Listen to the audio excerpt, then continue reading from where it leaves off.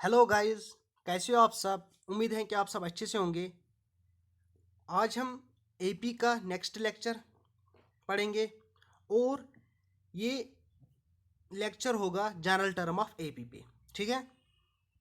अब ये general term क्या हो गया, देखो मैं आपको एक एग्जांपल देता हूँ कि मतलब ये हम क्यों यूज़ करते हैं, कैसे यूज़ करते हैं। अगर मेरे पास एक सीक्वेंस है, for example 3, 7, 11 etcetera and so on, मुझे कहा जाएगा कि इस एपी का 100th टर्म निकालो या इस एपी का 20th टर्म निकालो या इसी एपी का 150th टर्म निकालो। इन जनरल कोई भी टर्म अगर मुझे निकालनी होगी किसी भी एपी का, तो उस टाइम मैं जनरल टर्म यूज़ करता हूँ। मतलब जनरल टर्म की वजह से, की हेल्प से मैं कोई भी टर्म एक एपी की निकाल सकता हूँ। ठीक है, ओके। देखो अब ये जनरल टर्म किसके बराबर है। General term is equal to a n is equal to a plus n minus one into d. A n nth term is equal to a plus n minus one into d. ठीक है, into D. देखो a N हो गया nth term, मतलब वो term जो मुझे निकालनी है। A is the first term of A P, n is the position of that nth term, n is the position of that term and d is the common difference। For example देखो कोई AP होगी, मुझे ए और D में वहां से निकाल सकता हूँ। अब अगर मुझे कहा जाएगा कि आपको 25th टर्म निकालनी है, 25th term, then this 25 is equal to n, then this 25 is equal to n. जब मैं इस 25 एन को 25 वैल्यू यहाँ पे सबस्टिट्यूट करूंगा, ए और डी का वैल्यू सबस्टिट्यूट करूंगा, तो मुझे वो 25th टर्म मिल जाएगी। अब हम इसी पे एक क्वेश्चन करेंगे, एक दो क्वेश्चंस करेंगे, आपको समझ आ जाएगा। बहुत ही इजी है, बहुत ही इजी है ये क्वेश्चन। क्या है, if 3 5 are in AP find 20th term. ये सीक्वेंस एपी में है, 3 5 7 9 dash dash dash are in AP. मुझे क्या निकालना है, 20th टर्म। अब मैं 20th टर्म निकालने के लिए क्या यूज करूंगा, that is the general term. देखो सॉरी, देखो क्या है sequence, sequence is 3 okay.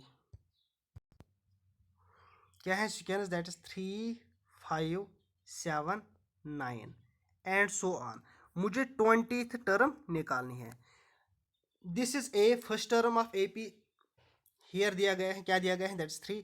Common difference d निकालने के लिए कैसे निकालते हैं, that is second term minus first term, 5 minus 3 is equal to 2। ठीक है, और मुझे 20th टर्म निकालना है, that is n is equal to 20। ठीक है, देखो अब मैं इसको सबस्टिट्यूट करूंगा यहाँ पे जनरल टर्म में। ओके, अब साथ साथ ये लिखना अभी। ओके, देखो a n is equal to a plus n minus one into d. A n का वैल्यू देना है 20, क्योंकि मुझे 20th टर्म निकालनी है। A is equal to 3 plus n का वैल्यू देना है 20 माइनस वन इंटू डी का वैल्यू निकला मुझे 2। ठीक है, अब कुछ नहीं करना, अब आप ये खुद भी कर सकती हो, बस एडिशन और मल्टीप्लिकेशन करना है। 3 प्लस 20 को जब मैं एक सब्ट्रैक्ट करूंगा तो वो बन जाएगा 19 into two, 19 into two that is equal to 38। अब इसी 38 को 3 ऐड करना है, that is equal to 41। Hence 41 is the 20th term of given A B. ठीक है, अब एक और क्वेश्चन करेंगे। देखो अब अगर क्वेश्चन ऐसा आएगा, for example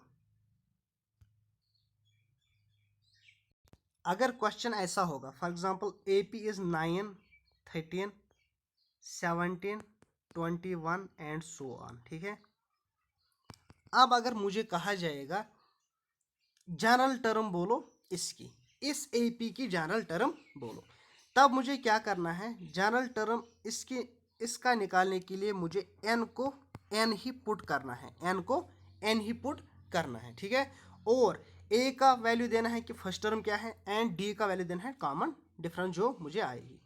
A n is equal to a plus n minus one into d. A का वैल्यू दिया गया है दैट इज 9 प्लस एन का वैल्यू एन ही देना है माइनस वन इंटू डी का वैल्यू 13 माइनस 9 इज 4। ठीक है, यह आएगा 9 plus 4 into n that is 4n minus 4 1 is 4। अब इस 9 को सब्ट्रैक्ट करना है 4 that is equal to 5 plus 4n। Hence 5 plus 4n is the 5 plus 4n is the general term of given AB. 5 plus 4n is the general term of AB. इस general term की वजह से मैं कोई भी term निकाल सकता हूँ इसकी, या अगर मैं सब्स्टिट्यूट करूँगा n का वैल्यू 1 तो मुझे फर्स्ट टर्म निकल जाएगी इसी AP की, n का वैल्यू 2 n का वैल्यू 3 और मुझे second third fourth and so on वो टर्म्स मिल जाएगी। ठीक है, ओके। अब चलते हैं नेक्स्ट क्वेश्चन की ओर। देखो क्वेश्चन क्या है, how many terms are there in sequence 3 6 9 12 and so on up to 1 1 1।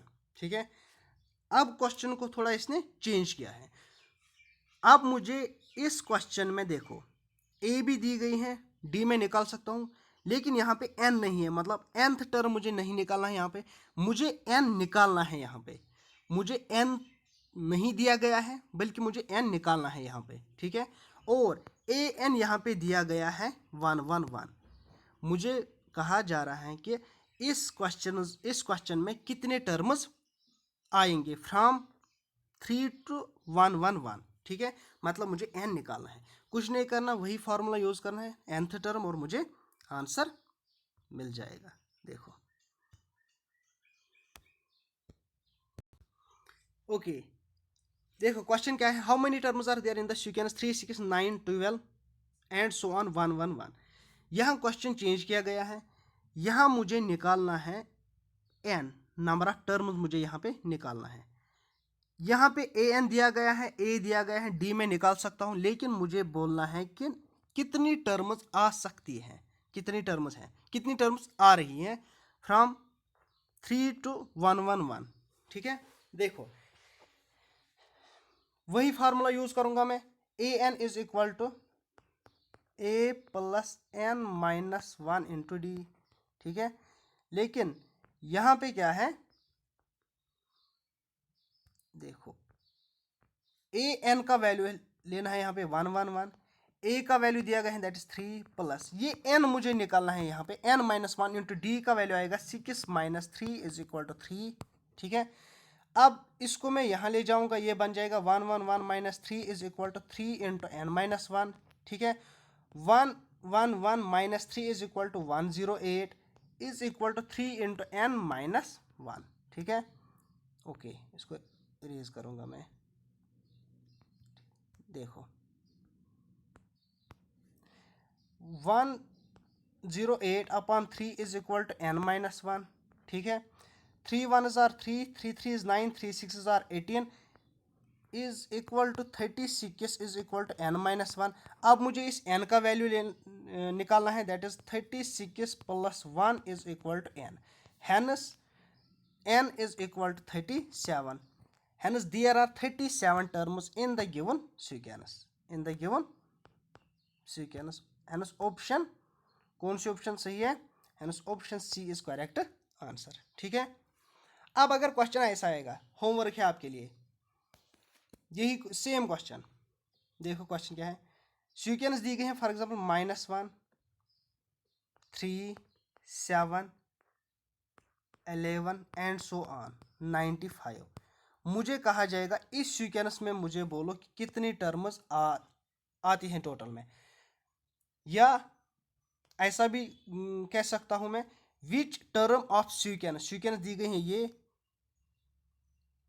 Is 95, कौन सी टर्म मुझे इस सीक्वेंस की 95 आ रही है, मतलब n निकालना है आपको।